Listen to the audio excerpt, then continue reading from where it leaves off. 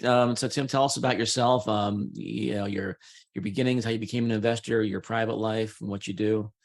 Um, and so we can all get a sense of how you kind of got into investing. Sure. I'm probably one of the older guys you'll ever talk to that's still in the business. I actually started in 1983, so this is my 40th year in the business. Um, my dad worked for John Deere. He was on the marketing side, like national sales and things. So as a kid, I was always around kind of professional business people. And I was one of those guys that would look in the paper and see that a stock would be the 52-week low was 50 and the 52-week high was 100. And you're like, wow, if I could just figure out when it's at 50 to buy it and when it's at 100 to sell it, that seems like a pretty good deal. So Right. I was always interested in business through my dad, and then I was always fascinated with numbers. Went to Miami of Ohio, got a finance degree. So I kind of always thought I'd be in the business. And when I moved to Dallas, I live north of Dallas, I got a job with Fidelity Investments. They were moving out of Boston. I was actually on the retail side. I had a Series 7 and all that stuff. But that was back when Peter Lynch was there and, the go-go days of the 80s. Wow. Uh, so I got to meet Peter a couple times, and just Fidelity was a research shop back then. That was their thing. And I always wanted to go work as an analyst. I thought, wow, maybe I'll be able to get over to the Boston side, being here in Dallas.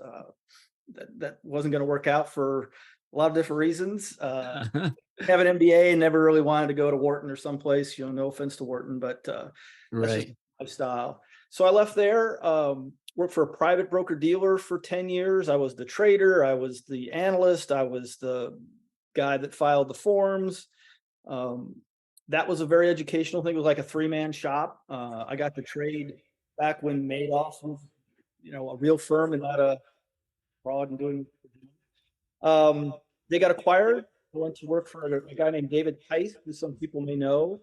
He ran the Prudent Bear Fund, which was the largest short-selling fund in America at the time. So this is 2000 to 2008 when I was there. And that's really where I learned analytical skills, because there wasn't really a short-selling research product, but Fidelity and things like that would hire us to look at companies to make sure that if it was a 20% growing company and they were paying 30 times earnings for it, it was really a 20% growing company, and they didn't want to pay 30 times for a 10% growing company. So it really helped me kind of understand Wall Street business models, how businesses actually worked, and kind of connected cash flow statements with, business models. And that's been the genesis ever since, as far as kind of why I do what I do and the way I model. After that, that company was sold. So I went to work for a friend of mine who I knew back when I was a trader back in the 80s, who ran a hedge fund called Manalapan Oracle. He's actually, Glenn Viddick is his name, and he actually is in one of the Market Wizards books.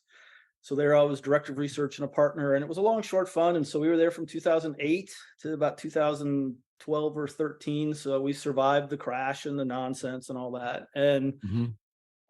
after a while, you just kind of get burned out. That was a stressful time and lots going on.